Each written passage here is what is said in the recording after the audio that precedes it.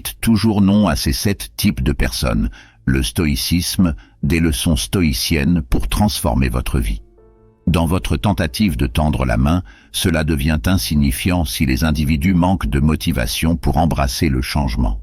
Selon Épicure, nos réponses, plutôt que les événements externes, façonnent nos émotions. Votre soutien constant envers les autres est une qualité rare dans le monde d'aujourd'hui.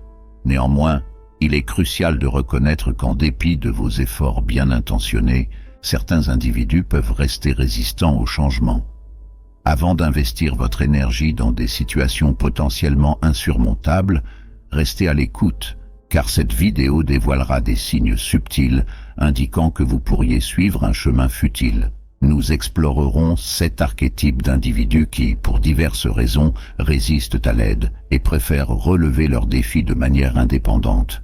N'oubliez pas de vous abonner à notre chaîne avant d'explorer la première catégorie d'individus que vous devriez éviter d'aider, vous assurant ainsi de rester informé des idées précieuses. 1. Ceux qui n'admettent jamais leurs erreurs.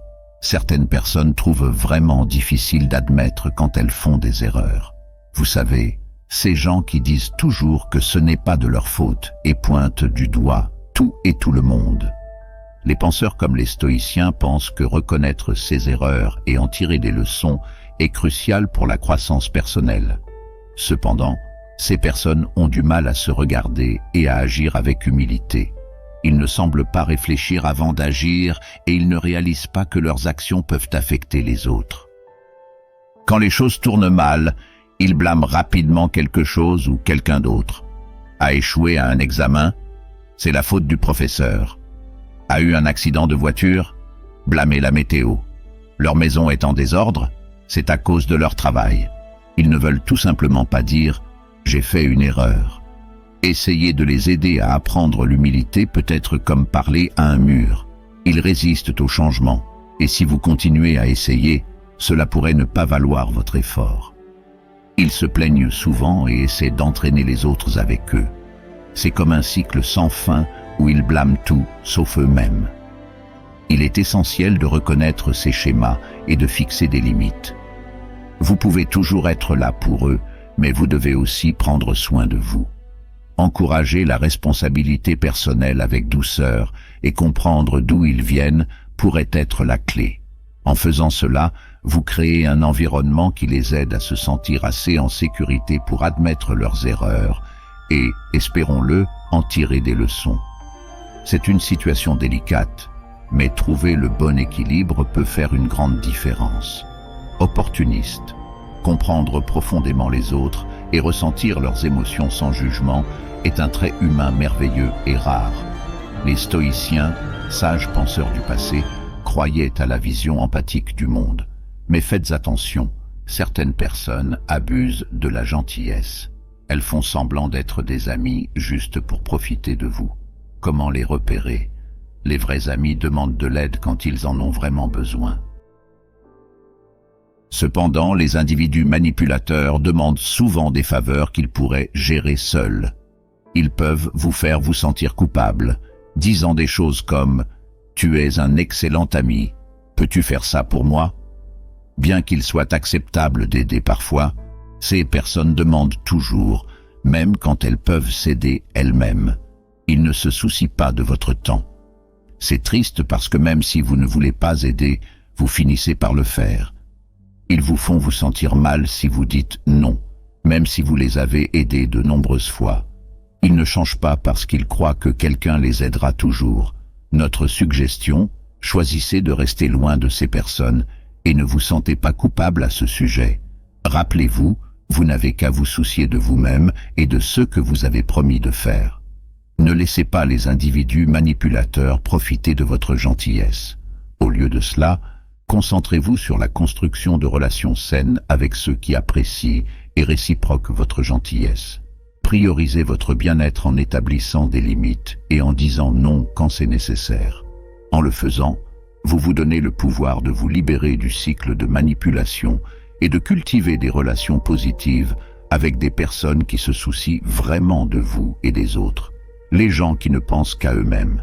Traiter avec des individus qui pensent toujours que tout tourne autour d'eux peut être difficile. Imaginez parler d'un problème comme les embouteillages fous dans votre ville, et ils le balayent comme si ce n'était pas grave parce que cela ne les a pas dérangés. Ou lorsque vous partagez une nouvelle excitante, ils la transforment étrangement en une conversation sur leurs propres problèmes, volant votre joie. On dirait qu'ils prennent toujours votre bonheur et le remplacent par leurs problèmes. Maintenant, imaginez être sous les feux de la rampe pour une bonne raison, mais votre ami saute et en fait tout à propos d'eux. C'est frustrant, n'est-ce pas? Si vous vous demandez s'il faut rester avec quelqu'un comme ça, demandez-vous si vous êtes assez fort pour leur parler aussi de prendre soin des autres. C'est délicat car si vous essayez de les aider à changer et qu'ils ne sont pas ouverts à cela, ils ne changeront pas. Mais si vous essayez de faire mieux, les personnes négatives autour de vous pourraient vous retenir. Voici un conseil. Envisagez de vous éloigner de ceux qui se mettent toujours en premier. Pensez à votre propre bien-être et bonheur. Si leur présence vous fait vous sentir mal ou vous retient, il serait peut-être préférable de vous concentrer sur des relations positives et de construire un réseau de soutien. Rappelez-vous, il est acceptable de donner la priorité à votre santé mentale et émotionnelle. Entourez-vous de personnes qui se soucient vraiment de vous et qui vous font vous sentir bien. Illusions auto-créées.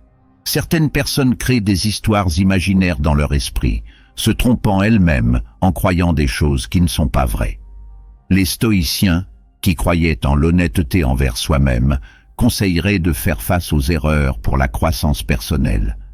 Imaginez ces histoires inventées comme un moyen de cacher de vrais problèmes, nous empêchant de nous regarder honnêtement. Cela va à l'encontre du principe stoïcien de reconnaître nos erreurs. Le problème avec ces conteurs d'histoires est qu'ils croient tellement en leurs récits qu'ils ignorent ce que les autres voient ou disent. C'est comme si nos esprits pouvaient nous tromper, nous montrant des choses en fonction de nos sentiments plutôt que de la réalité. Ces individus ne veulent pas nuire. Ils sont simplement coincés dans une habitude de se tromper eux-mêmes. Les défis de l'enfance et le désir de s'intégrer peuvent être des raisons pour lesquelles ils créent des histoires réconfortantes. Les aider est difficile car ils ont construit de forts remparts mentaux autour de leurs croyances. C'est comme essayer de convaincre quelqu'un que la Terre est ronde quand il insiste pour qu'elle soit plate.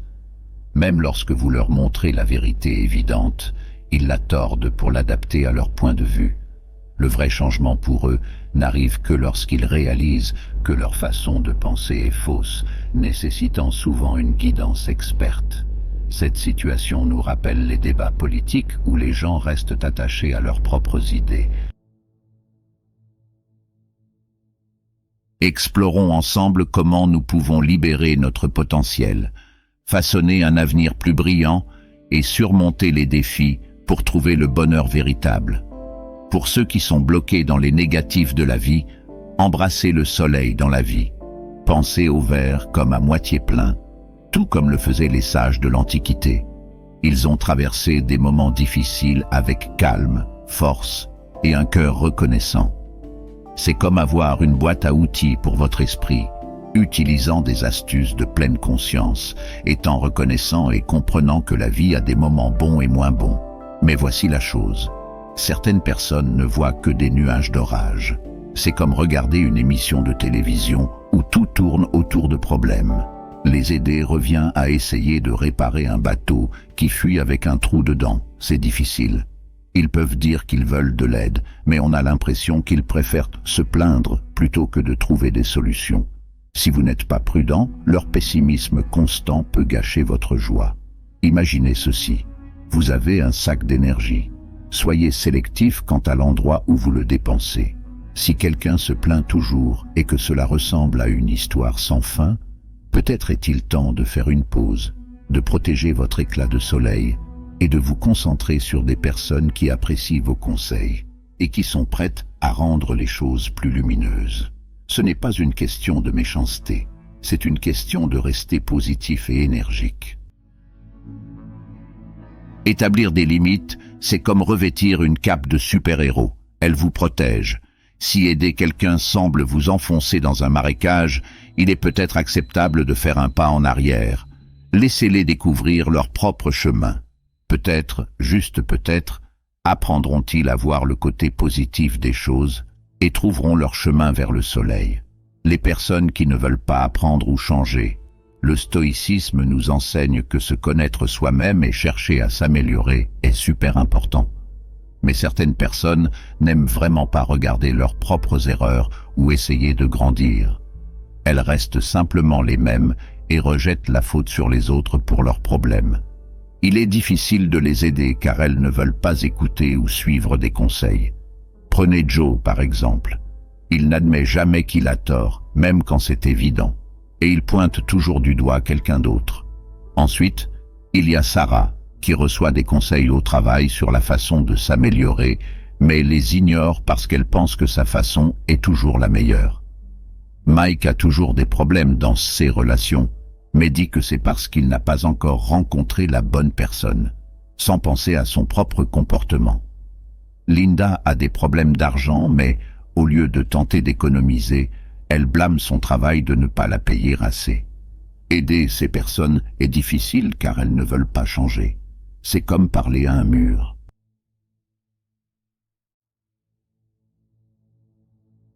Nous devons trouver des moyens de leur parler qui ont du sens pour elles. Nous pouvons les encourager à réfléchir à pourquoi elles évitent le changement et les aider à voir qu'admettre des erreurs n'est pas une mauvaise chose. C'est un moyen de grandir. Nous devons aussi les écouter et découvrir ce qui se passe réellement. Peut-être ont-elles eu des moments difficiles par le passé où elles ont peur du changement. Trouver le bon équilibre entre compréhension et encouragement est important. Nous pouvons suggérer de petits pas qu'elles peuvent faire pour s'améliorer, pas à pas. La clé est de les autonomiser avec des connaissances et de les aider à comprendre que changer et grandir peut mener à une vie meilleure et plus heureuse. Parfois, il est plus bénéfique de permettre aux individus de surmonter les défis de manière indépendante, sans avoir besoin d'une orientation détaillée constante. La sagesse du stoïcisme nous incite à nous connecter avec la nature, à cultiver des relations significatives et à assumer la responsabilité personnelle. Adopter ces principes dans nos vies nous permet de poursuivre une existence pleine de sens en harmonie avec l'univers. Développer un état d'esprit résilient à la manière des stoïciens devient crucial dans cette quête. Curieux de savoir comment cultiver un tel état d'esprit, n'hésitez pas à explorer la vidéo à l'écran pour des perspectives précieuses. Restez à l'écoute jusqu'à notre prochaine rencontre.